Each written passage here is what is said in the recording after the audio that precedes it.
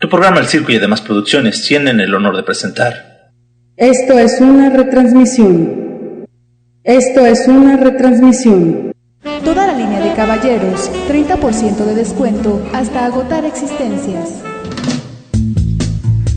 Te sonará oferta comercial, pero es un asunto vital. Hasta agotar existencias. Mientras ellas se agotan, ¿te parece bien que pasemos un rato juntos? ¿Para qué? Buena pregunta. Para hablar de ti, de mí, de nos, de vos, voz viva, y de tantas cosas que no son comunes. ¿Te quedas? Allá tú. Porque esto es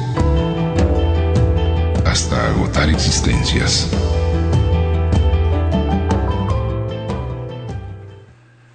(11:02). Te lo repito por si no lo oíste claro. 11:02, la hora exacta. Y Jalisco Radio, nuestro punto exacto de encuentro, cuando miércoles y viernes, o viernes te da tu muy respetable gana. Es una cuestión esencial, la hora. Me das tu hora. Se acostumbra a decir mucho, es algo muy familiar, muy coloquial, pero muy dramáticamente terrible. A las pruebas me remito y comienzo con aquel remoquete de R con R cigarro, R con R barril, rápido. Ruedan los carros cargados de azúcar del ferrocarril. ¿Y eso qué tiene que ver? Porque te advierto que vamos a trabajar hoy como lo hacen mis apreciados amigos.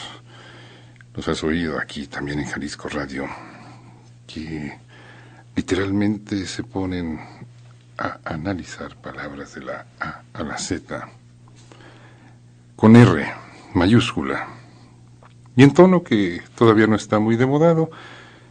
¿Qué día es ahora? 21 de noviembre, todavía, apenas a una milimétrica distancia del día 20 de noviembre, con R de revolución,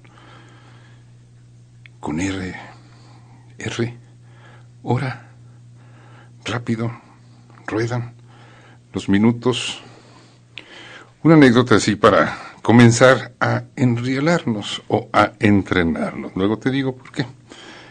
Porque las palabras no se equivocan. Hace un par de semanas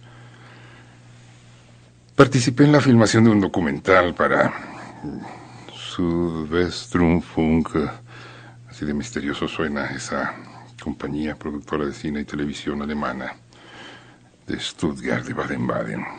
Entonces fuimos a dar por razones patrimonio de la humanidad. Tal vez luego te cuente un poco de esos epítetos, de esos marcos referenciales que nos caen de afuera y que tanto nos enorgullecen, pero ahora no me desvío, sigo por el mismo camino, la misma vía, ferrocarril. Tequila, patrimonio de la humanidad.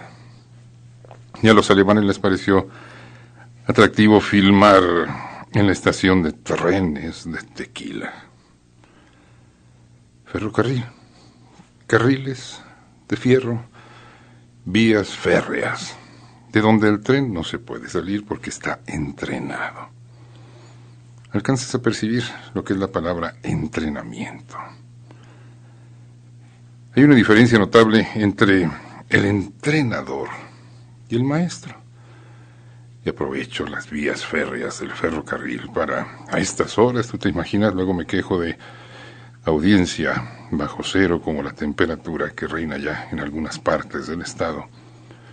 Hablando de estas cosas tan gélidas, tan poco atractivas. ¿Cómo el asunto encaja con esa polémica nacional sobre si seguir contratando o despedir al entrenador o director técnico de nuestra tuya patabola, a la altura del zacate, corretaje de balón, un país que tiene 80 millones más o menos hasta anoche, según las últimas estadísticas, 80 millones de especialistas en corretaje de balón a la altura del zacate y enfrentándose a fracasos.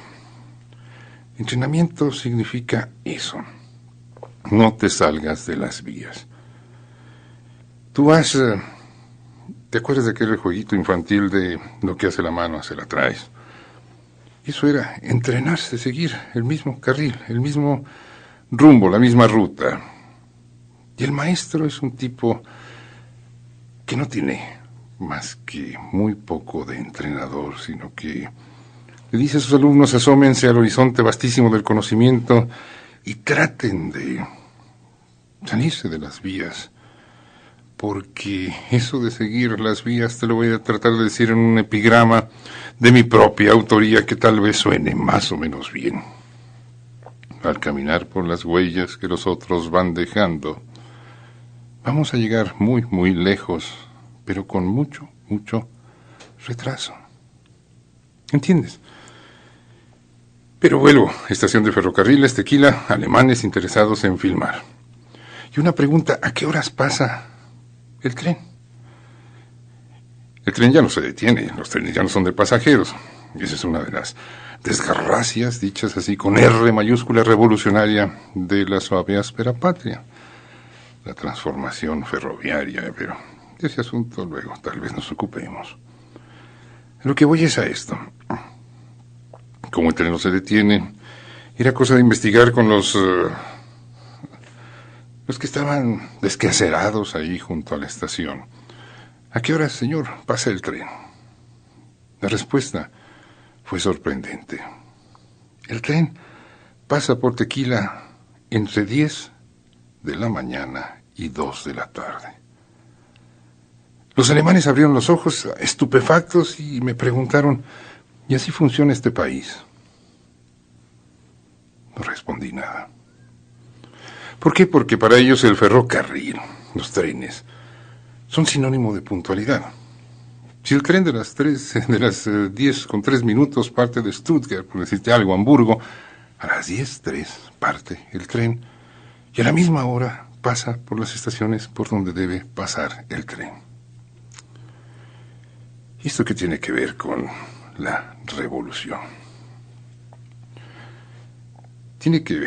Espérame, luego verás lo sorprendente que somos los mexicanos, pero en primera instancia, llego a la estación y con azoro veo el reloj, que no marca la hora exacta. Y le pregunto al heroico H, Fabián, luego te digo de qué es el H, ya que se vaya, Fabián Pelayo, que hora marca su consola, y estupefacto descubro que su consola no marca la hora exacta. ¿Y cuál es la hora exacta? Hay un patrón universal del tiempo. Si te interesa, y gracias a la internecia, que yo le llamo así cariñosamente, asómate. Tú sabes quién es. El país que marca la pauta internacional, no solo del tiempo, sino de los compases bursátiles, de los satélites, de la mayoría de ellos, de las flotas marítimas más poderosas, más grandes, en donde no se pueden dar el lujo de... ¿Has oído esa pregunta muy mexicana? ¿Me da su hora, por favor? ¿Por qué? Porque todo el mundo tiene el presentimiento de que cada quien trae la hora que le da la gana. 1 minuto más, 1 minuto menos, ¿qué importa? 30 segundos, ¿qué más da? Ahora te cuento, te explico por qué eso que es una especie de tragicomedia nacional, la impuntualidad. A donde quiera que vayamos, no vamos a llegar a tiempo. ¿Y qué más da 1 minuto? ¿Qué más da? Es parte de nuestra idiosincrasia, así somos. Y ahora trato de enganchar esta parte de la conversa con el tren de la revolución. El miércoles se me ocurrió, ya era así, minutos faltaban para el 20 de noviembre. Y te decía que mi teoría, mía, tal vez falluca, de que la historia no es cosa de fechas, sino de fechos, de hechos contundentes, había quedado demostrado en la semana que está a punto de concluir. Un 20 de noviembre, festival o festividad o celebración o conmemoración del inicio supuesto de la Revolución Mexicana. Y te siento en esa oportunidad que el 20 de noviembre no pasó nada. Unos días antes, claro, Aquiles Cerdán, Puebla, atendió las indicaciones del Plan de San Luis, un plan simpáticamente lanzado a México desde San Antonio, Texas, por don Francisco Ignacio Madero González Garza, por si te interesa saber su nombre completo. Ayer me sorprendió que el Instituto de Estudios Históricos de la Revolución Mexicana acabara de descubrir que el verdadero nombre de Francisco, supuestamente Indalecio Madero, no era tal, sino Francisco Ignacio Madero. Que se lo cambió por razones que tal vez te diga, pero... Plan de San Luis, una serie de 10 páginas, es todo un proyecto maravilloso, casi comprensible, teniendo en cuenta que tú entiendes a fondo lo que significa la palabra sufragio, que ya lo expliqué el miércoles, y que el 98.7% de la población actual de México no tiene ni la más remota idea del significado original de tan elegante y pomposo término, sufragio. Pero el artículo 6 del Plan de San Luis, 7, ya me equivoqué, dice: el día 20 de noviembre, a partir de las 6 de la tarde en adelante, todos los ciudadanos de la República tomarán las armas para arrojar del poder a las autoridades que actualmente gobiernan los pueblos que están retirados de las vías de comunicación, y los pueblos que estén retirados de las vías de comunicación lo harán desde la víspera. 6 de la tarde. Puntual, don Francisco. En un país donde la puntualidad, todavía, siglo XXI, no existe. R con R, cigarro. R con R, barril. Rápido pasa la historia. Y no saben para dónde van los que de puntualidad poco conocen. Mira cómo nacía la revolución, con una hipotética llamada a la puntualidad a las 6 de la tarde. Todos los mexicanos ese 20 de noviembre debían empuñar las armas, y pasaron las 6 y las 7 y las 8, y síguele contando que no pasó nada. Pidiendo puntualidad, don Francisco, a un país pre- y post-revolucionario que no sabe lo que es la puntualidad. De las pruebas me remito, mira, me asomo, veo ahí, tras el cristal de la cabina, un reloj que dice mentiras. Me dirás un minuto más, un minuto menos. Con ese minuto más, minuto menos, no podría funcionar ni el tráfico aéreo, ni el tráfico naval, ni tantas otras cosas como ese tráfico increíble y terrible que es el tráfico de divisas a través de la bursatilidad o libre conversión de divisas en todo el mundo. ¿Puntualidad? Yo traté de estar hoy a las 11 de la noche, pero aquí cada quien trae su hora exacta, como tantos otros en esta suave áspera patria que de puntualidad poco sabe. Son las 11:15, la hora exacta, según el tiempo coordinado universal, que es el marcapautas de todos los relojes del mundo que quieren traer la hora exacta.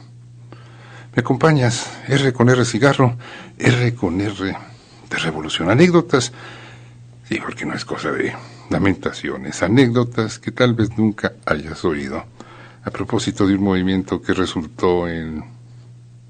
Tú dirás. Seguimos.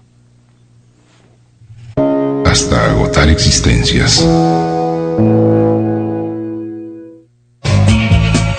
Mientras nuestras existencias transcurren paralelamente, que es que tú y yo somos parte de la historia. ¿Tú crees? Hasta agotar existencias.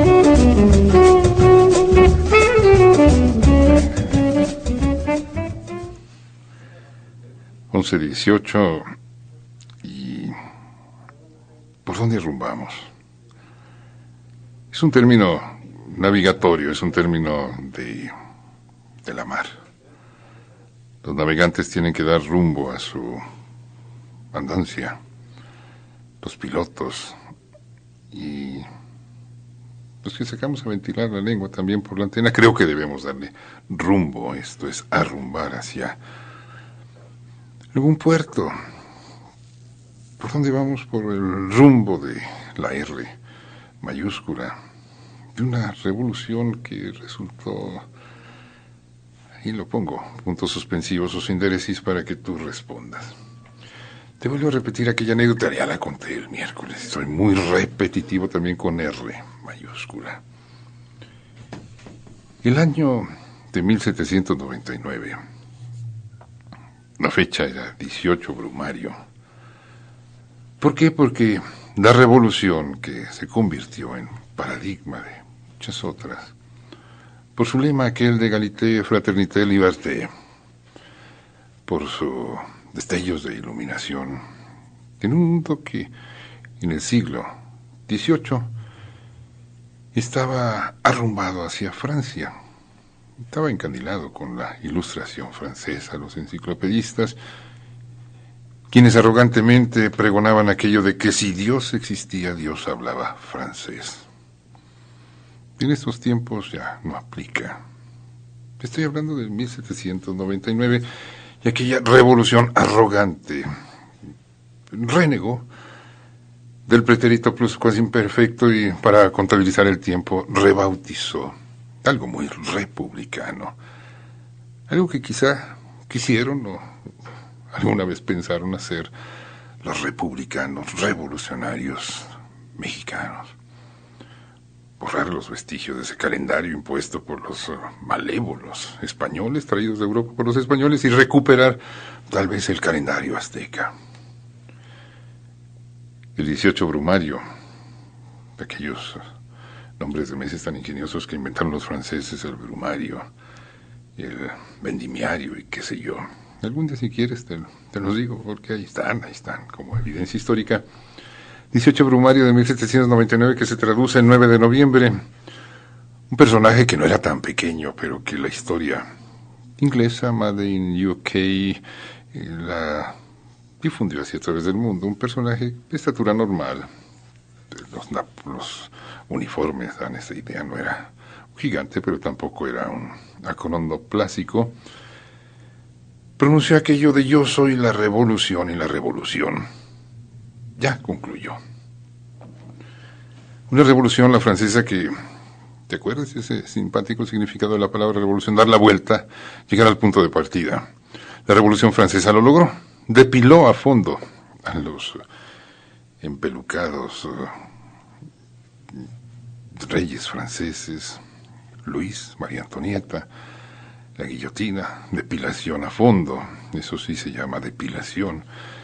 Y esa tendencia, dicen que a partir, luego te voy a leer unas teorías de un ingenioso autor que participó en la Revolución Mexicana, que vino de más allá norteño a meterse en la boca del lobo, y el lobo, ¡pum!, acabó cerrando las fauces y tragándoselo. Porque la Revolución Francesa acabó entronizando a Napoleón como emperador. Quitó reyes y acabó instalando un emperador. Mira, qué cambios. En esa revolución que había ejecutado a Danton, a Robespierre, las revoluciones devoran a sus hijos. Y a las pruebas me remito, tenme paciencia para que oigas este anecdotario revolucionario tan simpático. Ojo, el sentido del humor, eso que se llama comicidad, ahora se llama comedia, pero antes había cómicos que eran así, practicaban la comedia, una palabra de origen griego, el Dios, el comeidos, pero ahora no me detengo en eso. Y comicidad son lo mismo, pero ahora ya no hay cómicos, sino hay comediantes. Una de las fuentes de nutricias del humor es la historia. Otra fuente podría ser la aristocracia, otra fuente, claro, que es la que más se utiliza en la suaveáspera patria para hacer comedia. Y es de la cintura para abajo, eso Eso, ya sabes. Y la otra podría ser la religión. Son las fuentes que alimentan la comedia. Y si le cambias el tono a lo trágico, aquello se acaba convirtiendo en algo medio cómico. A las pruebas me remito, mira. Te decía, a las 6 de la tarde, eso suena así como un humorista debe haber tenido esa ocurrencia de marcar no solo el 20 de noviembre, sino las 6 de la tarde como el inicio de una revolución.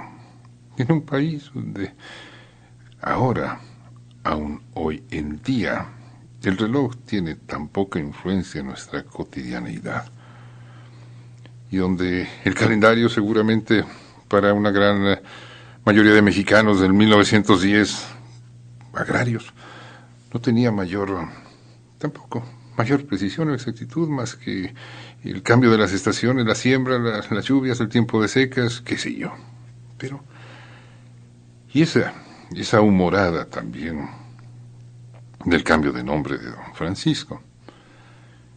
Don Francisco tenía sus filias fobias, como todo ser humano. Los héroes, te repito, son seres medio divinos, medio humanos, humanamente divinos. El significado de la palabra héroe en griego, esto hay que detenernos un poquito, era el resultado de aquellas travesuras que los dioses efectuaban, mezclándose con seres humanos, y aquello engendraba seres que eran así medio divinos, medio humanos.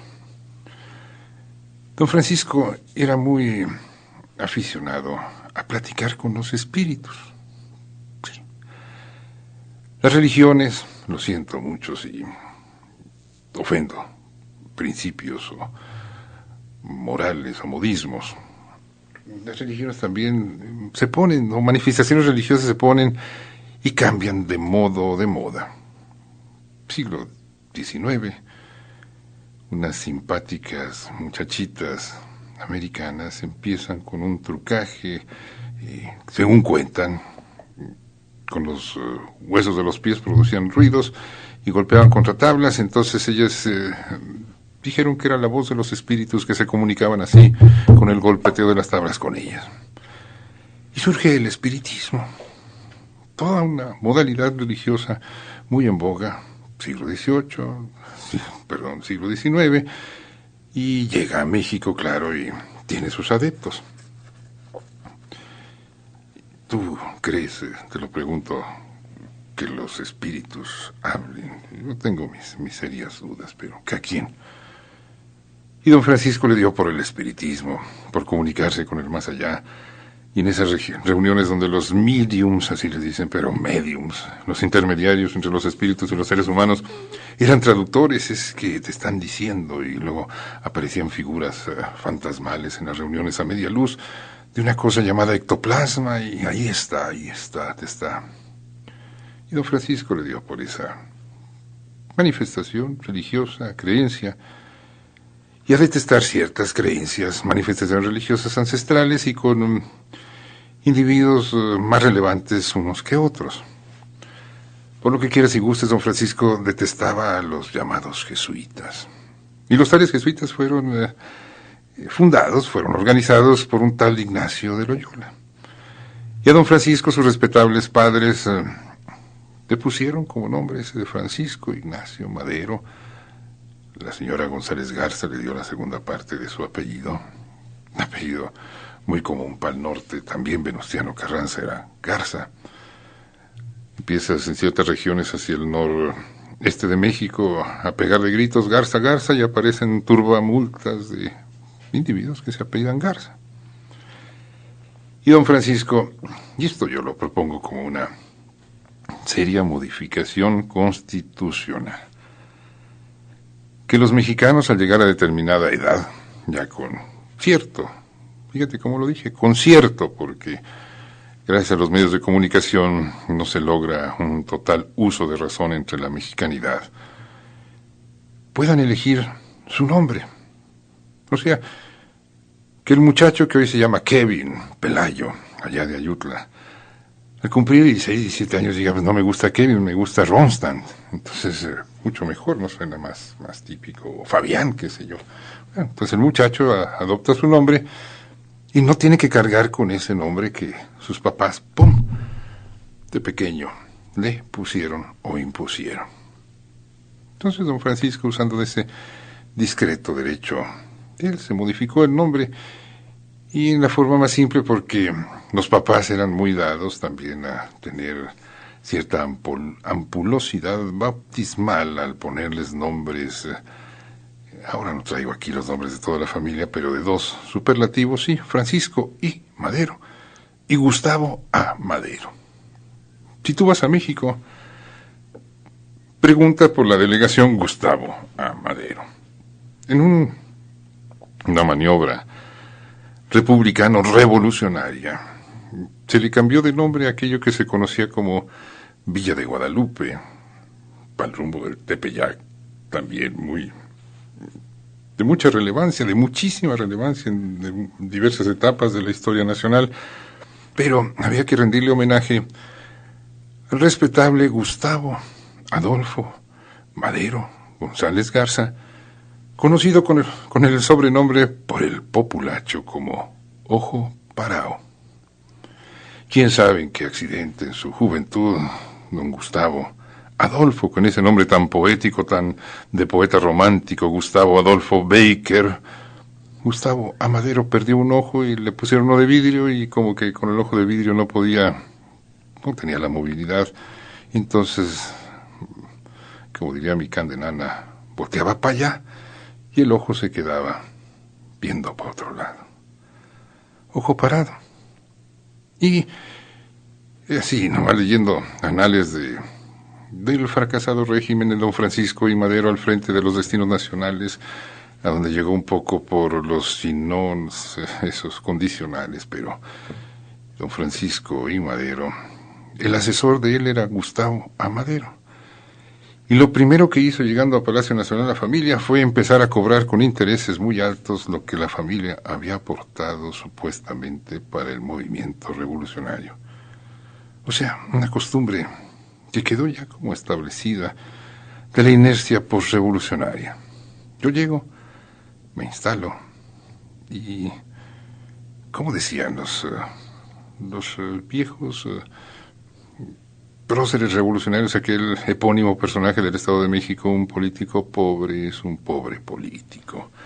Eso no encajaba dentro del esquema revolucionario. ¿Y qué más te cuento? ¿Has oído hablar de Andrés Bierce? Personaje memorable por sus Ambrós. Ya le ando cambiando yo de nombre, y a propósito de nombres, al pobre señor Ambrós Bierce. Un personaje maravilloso, espléndido, que nos hizo el favor de venir del más allá a ver el comportamiento de estos salvajes de más acá del río Bravo. Periodista. Muy peculiar, dije, muy peculiar. Le había tocado presenciar como periodista la guerra de secesión norteamericana.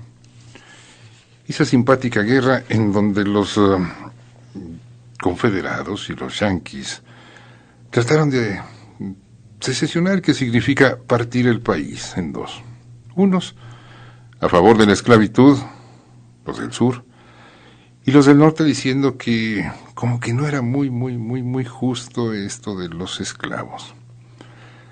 Los del sur, claro, con el gran libro en la mano, ese gran libro que ha justificado tantas cosas, tantas infamias, tantos odios teológicos, defendiendo su postura proesclavista. Por cierto, es una información adicional, cuando México fue secesionado en 1847, uno de los grandes proyectos que había para los nuevos territorios que México, por su buena país, un vecino muy buena onda, iba a otorgar a ese otro país del norte, había proyectos para crear en Texas criaderos de esclavos. Fíjate, crear criaderos de esclavos. O establecer establos de esclavos. O sea, fábricas, imagínate lo que te tengas que imaginar, o como te lo puedas imaginar, fábricas de mano de obra barata y en tono negro. ¡Qué maravilla!, ¿no? ¡Qué buen uso! ¡Qué buen proyecto para esos nuevos territorios que en 1847 y en The Name of the Almighty God fueron cedidos a los Estados Unidos de América, y en los tratados de Guadalupe Hidalgo, o sea, firmados allí en la Villa de Guadalupe, hoy Delegación Gustavo A. Madero. Ambrose Bierce. Me tocó andar como periodista trabajando en la Guerra de Secesión y perteneció al 99 Regimiento Volante de New Orleans bajo las órdenes del general Wells. Todo esto lo digo porque es la parte de la biografía de un personaje que toma por bobo. En 1876, recuerda aquí, nota al calce, la geografía día tras día la aprendemos gracias a las noticias. Nunca, estoy seguro que nunca antes de los conflictos en Yugoslavia habías oído hablar de Bosnia, de Herzegovina, pero empieza el conflicto y aquello se convierte en noticia. Las noticias entre más malas son mejores. En 1876 se fue Ambrose Bierce a Bosnia para cumplir con encargos de investigación de la Universidad de Cambridge. Desde Zenica, y nadie sabe por qué, decide moverse a Estambul. Allí en Estambul se vincula con Bakunin. Bakunin es una de las figuras del anarquismo ruso, de los prolegómenos de la Primera Guerra Mundial, de aquello que estalla con el pretexto del asesinato de los príncipes allá en los Balcanes. Entonces, con Bakunin se va a Roma y tiene una idea macabra: asesinar a Pío IX. Si un día vas a Poncitlán, si te asomas a la plaza de Poncitlán, verás un magnífico monumento en honor de Pío IX, llamado así por noveno, es la forma breve de decirle, un tipo que, hasta donde entiendo, se preocupó por la justicia obrera. Pero este investigador, averiguador noticioso, Ambrose Bierce, quiere más y más, y en 1905 se enamora de una actriz, pero la actriz lo abandona luego en Boston. Pero donde voy es hasta 1913, en donde la encontramos en un proceso escandaloso. Se va a Kennesaw, a las montañas de Kennesaw, y emprende el camino a México para unirse a la lucha con las tropas de Francisco Villa. ¿Te suena el nombre? Antes de marcharse de territorio norteamericano, dijo: esto te lo paso al costo. Si se enteran de que me pusieron contra un paredón mexicano y allí me cosieron a balazos, sepan que pienso que es una buena forma de abandonar esta mierda. Textual. Ambrose Bierce. Todo esto viene a cuento por anécdota personal, vivencias. Yo pertenezco a la última generación, siglo pasado, poquito antes del quebranto ese del siglo, de la partición del siglo en dos mitades que parecen irreconciliables. Y por lo tanto, soy de la última generación que tuvo la oportunidad de conversar con partícipes, con sufridores, con individuos que en mayor o menor grado participaron en esa que fue muchas revoluciones y enmarcada dentro de lo que es la Revolución Mexicana. Tienes el caso, mi tío Alfonso Ruiz. Él vio llegar a Guadalajara aquellos dorados de Villa y vio como Villa solicitó un préstamo. Tú sabes, para hacer revoluciones se necesita mucho dinero, y un acaudalado tapatío le dijo, Rincón Gallardo, sí, le dijo: yo no le presto a bandidos, lo cual le costó la vida al Rincón Gallardo. Son las 11:38, y aquí, en forma que no está muy aprobada por Fabián Pelayo, por su capacidad interpretativa, te pongo en la oreja una canción del siglo XIX que explica por qué la revolución. Sí, se hizo, pero ya cesó esto, ya cambió los motivos de algo que no condujo sino a... dímelo tú. Sol redondo y colorado,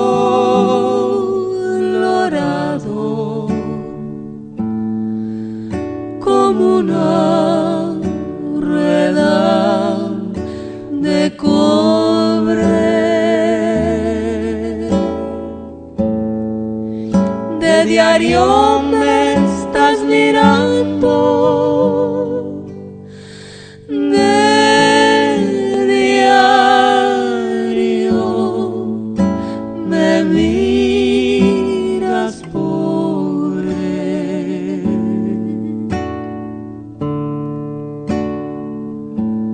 Sol que tú eres tan parejo para repartir tu luz. Habías de enseñarle al amor a hacerlo mismo que tú.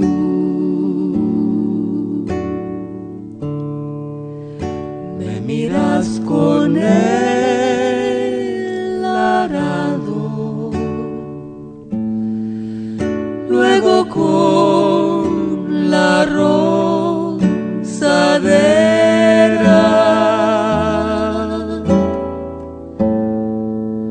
Una vez en la llanura y otra vez en la ladera.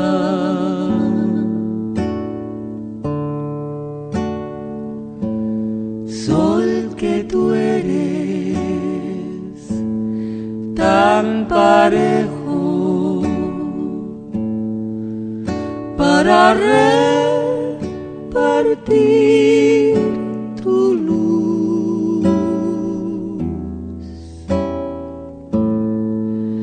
Habías de enseñarle al amor a hacerlo mismo que tú.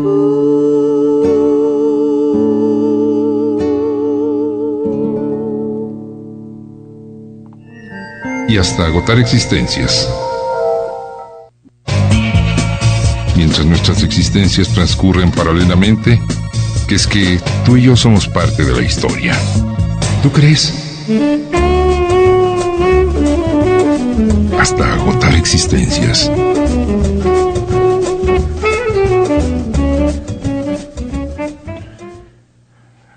Once 43 y te has dado cuenta que ni un teléfono.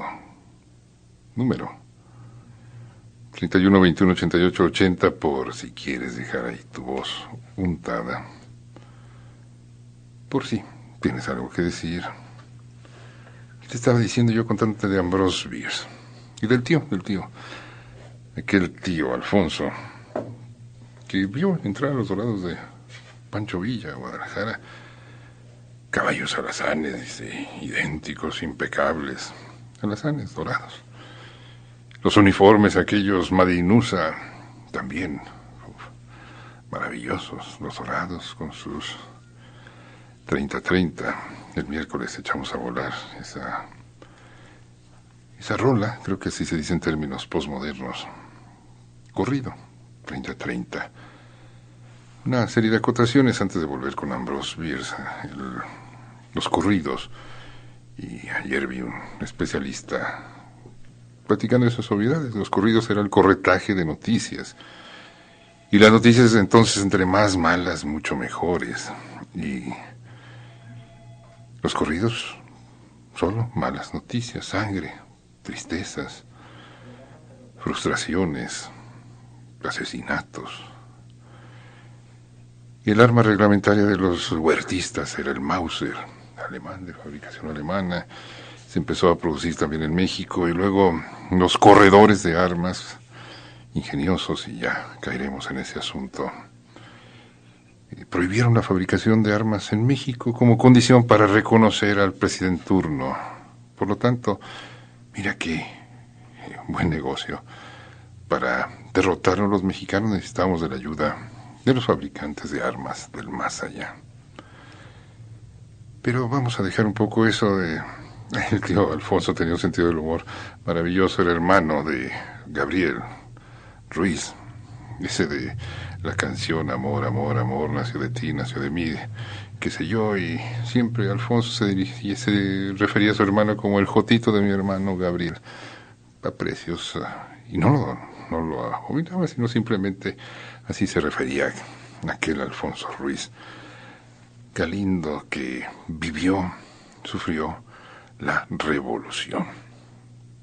Ay, esto bien encaja con lo de Ambrose Bierce, porque un día le presté un libro hecho por una prestigiada universidad norteamericana, donde contaban, entre otras versiones de la historia, cómo había acabado la vida de Ambrose Bierce.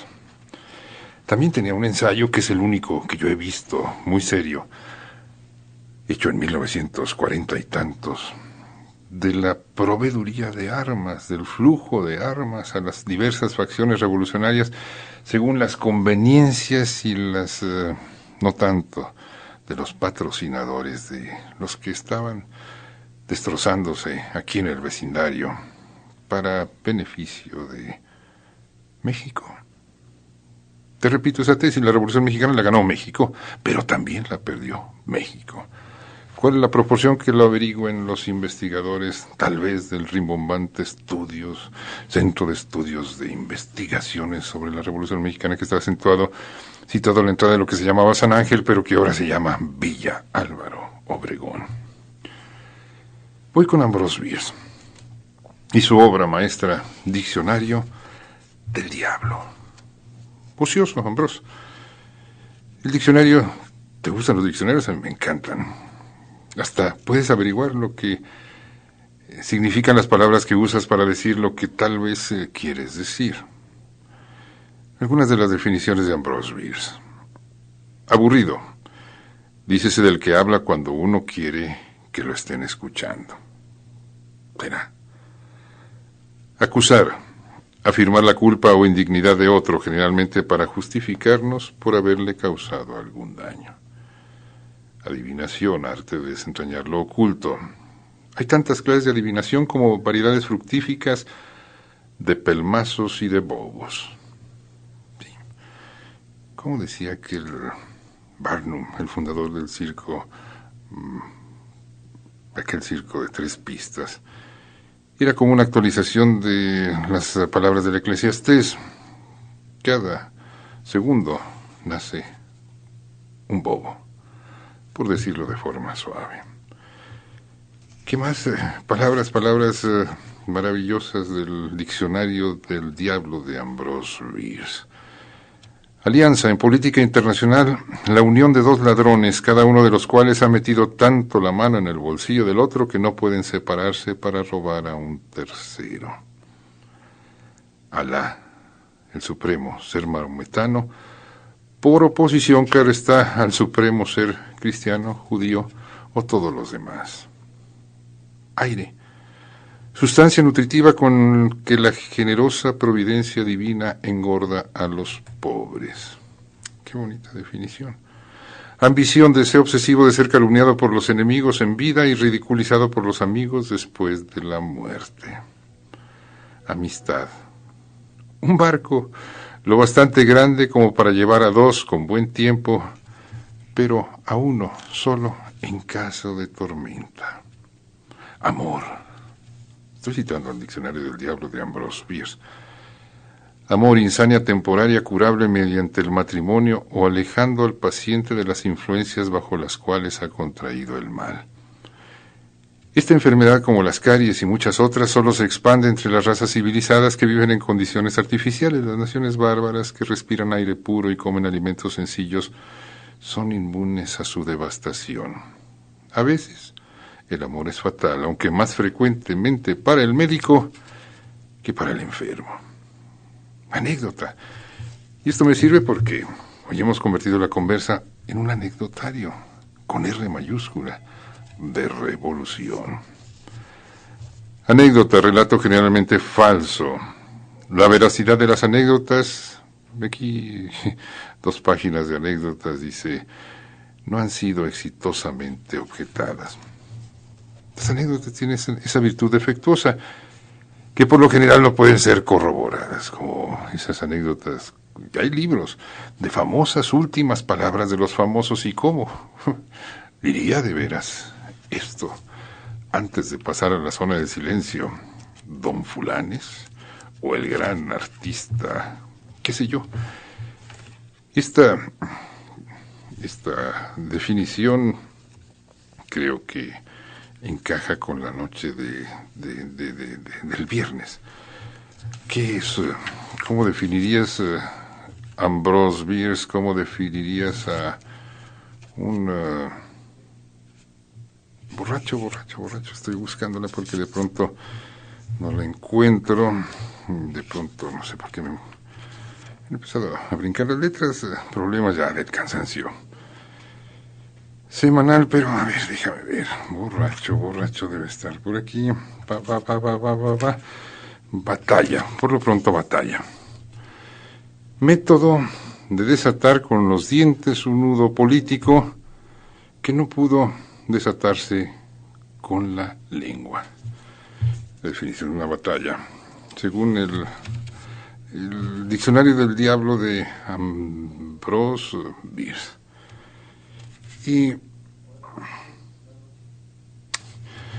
es que estaba acá distraído. Por favor, no molestes al lanzador porque no está dentro de su contrato el tomar llamadas, ni mucho menos, y no se concentra en el lanzamiento, y esto puede salir un poco mal. Entonces, borracho, ando buscando cómo estaré yo de mal, ¿será? Porque es una definición muy simpática la que tiene Ambrose Bierce de autoestima. Aquí está esta también.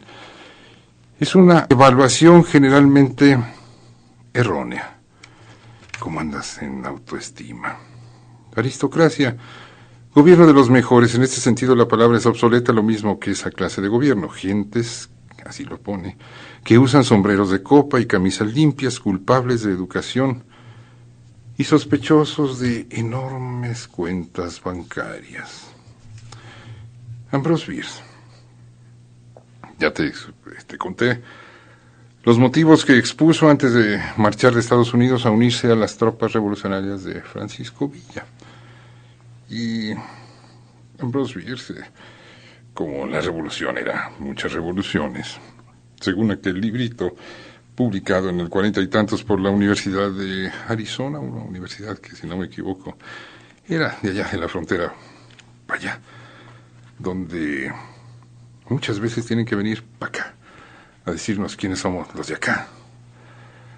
Y por eso que yo le llamo el síndrome de Humboldt, pero luego te explico qué es antes de que se me vaya la idea de Ambrose Bierce. Viene, se une a las tropas de Pancho Villa, anda por las serranías, Adelito, Ambrose, dije. Y un buen día le dice a Doroteo, al renacido revolucionariamente como Francisco, le dice, ya, me marcho. Y pregunta tal Doroteo, Francisco, ¿por qué? ¿Por qué te vas? Muchachito, porque era la forma de dirigirse a Tutti le Mundi de Francisco Villa. ¿Por qué te vas, muchachito? No, pues quiero ver el otro lado de la moneda, quiero entrevistar a los carrancistas. Está bien, unos de sus adorados dorados, tal vez ni tuvo que ser aquel de la fiesta, ¿cómo se llamó? La fiesta de la sangre, o aquel que en la novela de la Revolución Mexicana quedó consagrado matando con su propia pistola en una plaza de toros a los prisioneros del otro bando. Le dijo a sus dorados: acompañen al muchachito que ya se va, trátenmelo como ya saben ustedes. Y apenas saliendo del campamento se oyeron 4 balazos y hasta ahí llegó la aventura de investigación periodística de Ambrose Bierce, autor de esta obra que perfectamente puede faltar en cualquier biblioteca, llamado El Diccionario del Diablo. Él mismo se ocupa de definir la revolución. A ver si ahora no me queda mal los renglones. Revolución, aquí está. En política, un abrupto cambio en la forma de desgobierno. Específicamente en la historia norteamericana, el reemplazo de un ministerio por una administración que permitió que el bienestar y la felicidad del pueblo progresara media pulgada por lo menos. Las revoluciones vienen generalmente acompañadas de considerable fusión de sangre, pero se estima que valen la pena, sobre todo para aquellos beneficiarios cuya sangre no corrió peligro de ser derramada. Creo que le hablan, don Plutarco. La Revolución Francesa es de incalculable valor, y de incalculable valor si se ve desde esta perspectiva ya del siglo XX, de incalculable valor y deja la respuesta flotando al viento, Ambrose Bierce. Te digo, el Diccionario del Diablo, Ambrose Bierce, el tío Alfonso, que luego me quejo de quedarme aquí hablando solo al aire con tales reborujos, con tales complejidades propias de una intención anunciada cuando eran las 11:02, cuando me subí a la antena y te dije: R con R, cigarro, R con R, barril, R con R de revolución. Apenas ayer fue día 20 y la pregunta sigue en manos de especialistas, pero yo creo que todos los mexicanos somos consumidores de la historia. ¿Qué dejó esa revolución que fue tantas revoluciones? Muchas, tantas como la estradista o la huertista, que aquí en la región se llamó estradista, y que dejó... Imagínate que mañana en el periódico apareciera una nota: 2,000 muertos en Ocotlán. Dirías, 2,000, Ocotlán, ¿por qué? Más de 2,000 mexicanos fallecieron allí, en Ocotlán, a orillas del río Lerma, con la revolución de la huertista. 1924. Y ayer veía una foto en el periódico Plana Principal de un personaje que ya tuvo injerencia en esos tiempos, y don Álvaro Obregón era un tipo simpático, perversamente simpático, con una memoria privilegiada, y era un tipo que, de tornero en el ingenio del fuerte torno mecánico, se encumbró hasta Chapultepec. Luego te cuento el porqué de los pinos, que también es una anécdota revolucionaria y que encaja con este personaje que ayer apareció en el periódico encamado en el Hospital Civil, donde pasó después de haber estado hospitalizado allí por la Colonia Moderna. Había un hospital de un doctor de apellido Barrier, apellido francés. Allí estuvo primero Lázaro Cárdenas, en Teocuitatlán, y Obregón lo había mandado a hostigar a las tropas. Le dijo: no presentes frente, con el típico sistema. ¿Tú has oído hablar de Quintus Fabius, el autor del método fabiano de hacer la guerra? Hostiga, no presentes frente. ¿Y dónde que a este, que todavía no era general, se le ocurrió entrar en combate? Lo hieren, casi lo matan, y Obregón dijo, dicen que dijo, esa anécdota: no hay cosa peor que un pendejo con iniciativa. Te dije, Lázaro, que no presentaras batalla. Ya lo andaban fusilando. ¿Quién lo salvó? Luego te cuento, porque sigue lo que sigue, yo aquí sigo con este anecdotario de la R mayúscula. ¿Qué pasó? ¿Qué pasó? Te cuento.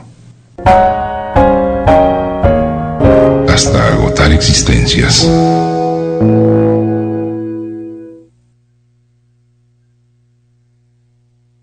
La retransmisión de este programa es una labor en conjunto de Además Producciones, Tu Programa El Circo, y con un profundo agradecimiento a Mártires del Hercio, pero sobre todo a Álvaro González de Mendoza.